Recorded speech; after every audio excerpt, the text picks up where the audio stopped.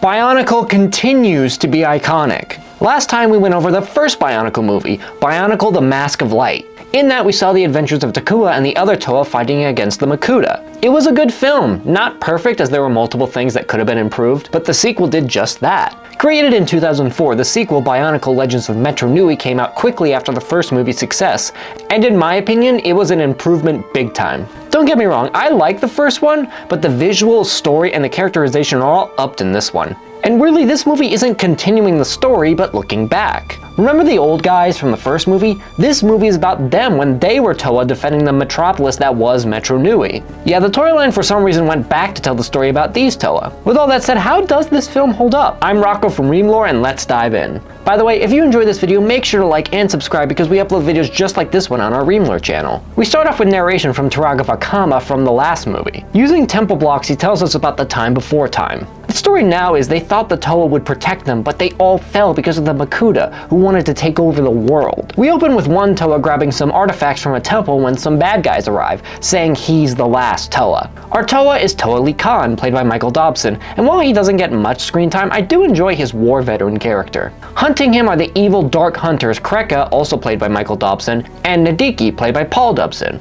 They're both kinda generic evil, but they're fun enough with cool designs. Lee Khan managed to get away and we see all the different locales in Metro Nui. Yeah, we've definitely left the island backdrops as we focus on the big, spectacular cities. And this movie is gorgeous. I'm not kidding, the jaw-dropping backgrounds are incredible and show how vast this universe is. Lee Khan starts delivering the artifacts to the Matoran while visiting the various cities. The last person Lee Khan is visiting is Vakama as a Matorian, now played by Alessandro Giulani. Vakama is one of the best mask makers working on his magnum opus but finding difficulty since he doesn't have the right disc. Lee Khan arrives and tells Vakama the other Toa are gone and he needs his help. Lee Khan gives Vakama the artifact as the Dark Hunters arrive. We also learn an interesting fact about Nadiki and that he was once a Toa alongside Lee Khan, and it's never expanded upon. I know this story isn't about Lee Khan and his team, but I would have liked a little more development with their rivalry to give them both a little bit more character. They get into a fight, or not really since it is once again avoiding lasers. Yeah, Lego was clearly afraid of kids emulating the violence, which sucks. The fight ends pretty quickly as Nadiki threatens to kill Vakama, forcing Lee Khan to surrender. Nadiki drops Vakama anyway, but Lee Khan saves him by tossing him his surfboard swords.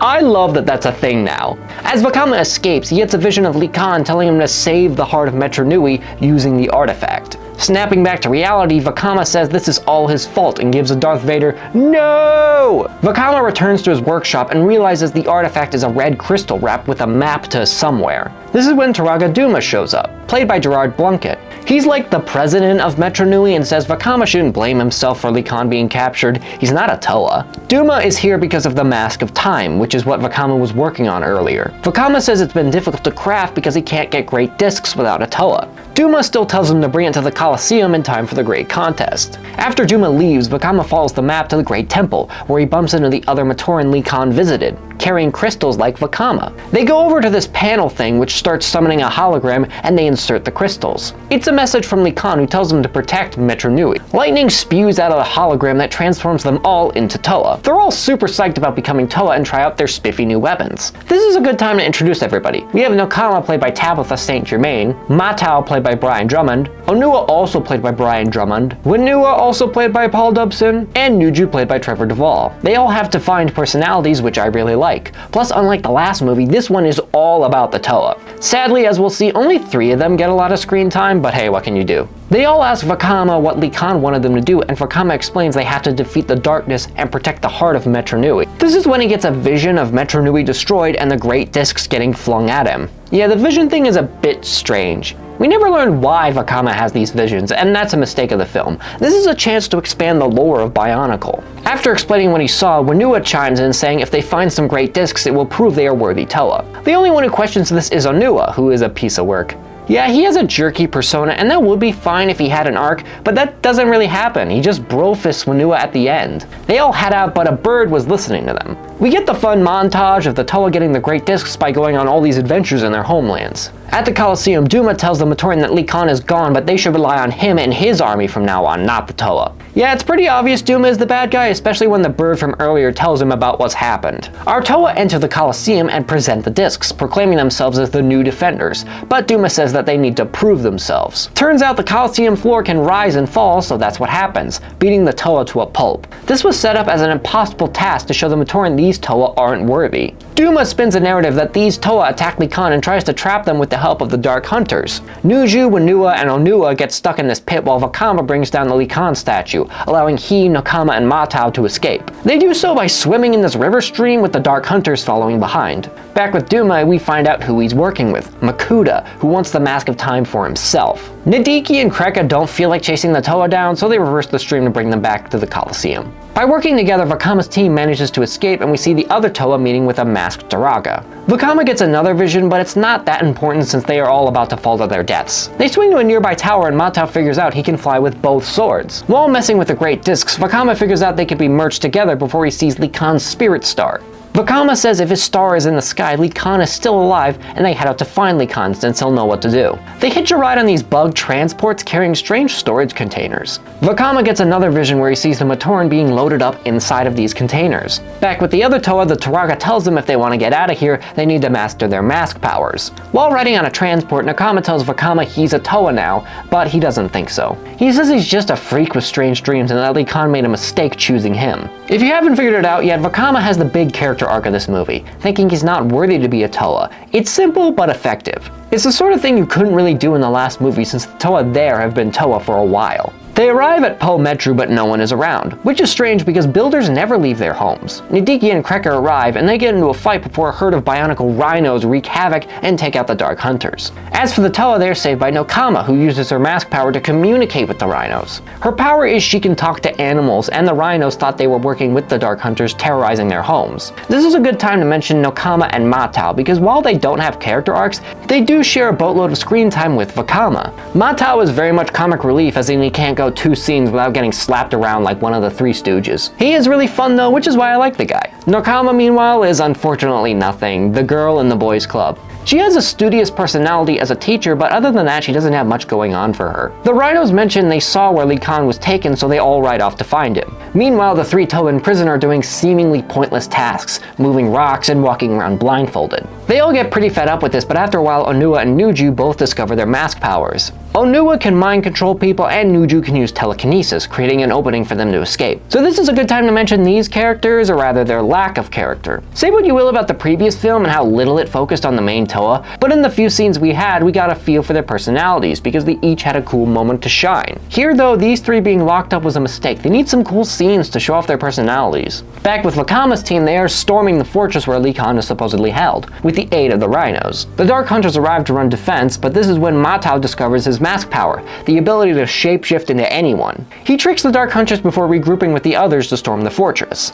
We meet back up with Duma where we learn it hasn't been Duma, rather than Makuta using his mask, which makes the previous scene weird because he was talking to himself. I mean, I guess he does do that a lot. In the Dark Tunnel, Wunua discovers his mask power and I have to defend it real quick. Because it's a big misconception that Wunua's power is just a flashlight, but that's not true. His power is that he has enhanced vision. As we see later, he can use his eyes like a telescope, and he has X-ray vision. So it's pretty cool. I would like X-ray vision. Anyways, they walk for a bit before they run into Vakama's team, and yeah, it was pretty obvious. The Turaga is Lee Khan. He gave his power to the other Toa and explains the heart of Metro Nui is the Matoran, which fills Vakama with despair. Vakama says he failed his mission and he'll never be a real Toa. He finds a random storage container and sees it's the real Turaga Duma, cueing them in on what's been going on. They get chased by the Makuta's forces, but Vakama has a plan. They take one of the bug transports and use Wunua's drill to make an escape tunnel and get to the surface. On the surface, Matau flirts with Nakama. What? Okay, there has been nothing to say that they're all related, but they call each other brother and sisters, so it's a little weird, Matau. We also get this bro moment between Wunua and Onua, which would have had more weight if we developed the relationship a bit more. The Toa arrive at the Coliseum, but fake Duma says they are too late. He already collected all of the Matoran. He takes off his mask to reveal he's Makuta, and he's going to protect the Matoran as their great new leader.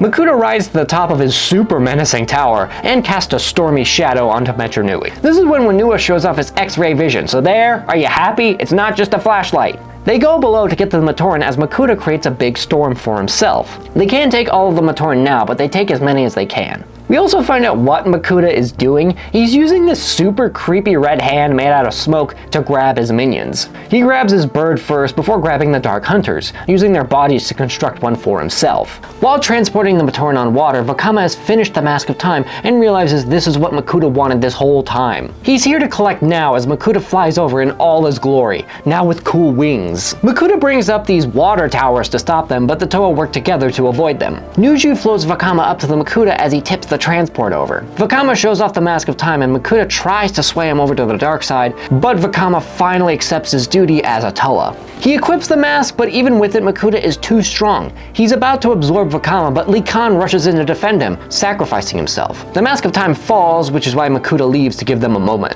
Lee Khan says that Vakama's duty is not over yet, and that he's proud to call Vakama his brother. He gives his brother his golden mask before passing on. It's a very emotional moment, all things considered. This is the first real death in Bionicle. Yeah, Takanuva and Jala died in the last film, but they were resurrected so fast it was pointless. This has real weight to it. Lee Khan is basically Vakama's hero and friend, sacrificing himself so Vakama can become the Toa he was always meant to be. Vakama discovers his mask power in this moment, invisibility, and he uses it to shoot the Mask of Time out of Makuta's hands and into the water. Now this is the moment where we learn why Makuta wanted the Mask of Time, right? He says just cryptically, without the Mask of Time, it will take a lifetime to find their destinies. Maybe the Mask of Time speeds up or slows down time so Makuta can take control faster?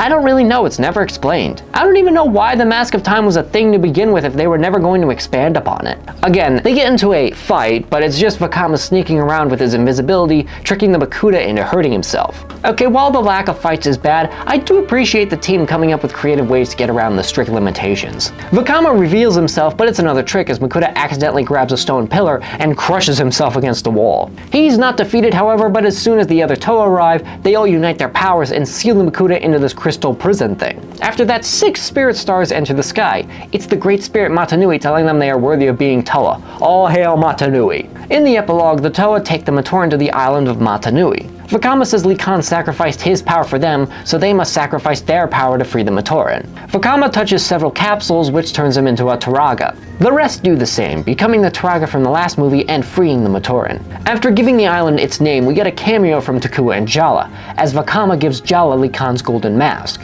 That brings the movie to an end, but you might be thinking the same thing as me. Despite the whole movie being about them trying to prove their worth and become true Toa, at the end they just give it all up. And unlike the Toa from the last movie, these guys were Toa for like a week. Now in the books this makes more sense. They had a bunch more adventures, and as we'll see in the next movie, it features them exclusively. But for this standalone movie, it's a bit odd. That's the end of the film, but how does it rank? Characterization, I'm giving a 4. The characters are handled very well, except the 3 Toa being held in that cage the whole time. But Vakama's journey is very well handled. The story is a 5. It's a nice story, it's well worth your time. Entertainment gets a 5. I think this is a super fun film. Not only are the visuals great, but the Bionicle charm is on full display for us to enjoy. It's hard not to get invested. Importance, I'm giving a 3. I mean, you technically don't need to watch this since it's a prequel, but then again, there's no proper sequel to the first movie, so that point is moot. Still, it's one of the 4 Bionicle movies and well worth your watch. Despite my minor critiques, I felt like this film was an improvement over the last one. Yeah, the characterization still needs work, but the story was way more interesting, the action is better, and the visuals have gone up several notches. The film is worth it just to see the background art, and we're not done with these Toa yet. As we have one more film featuring them, we'll check it out next time. Thank you so much for watching. If you enjoyed, make sure to like and subscribe, and I'll see you all later.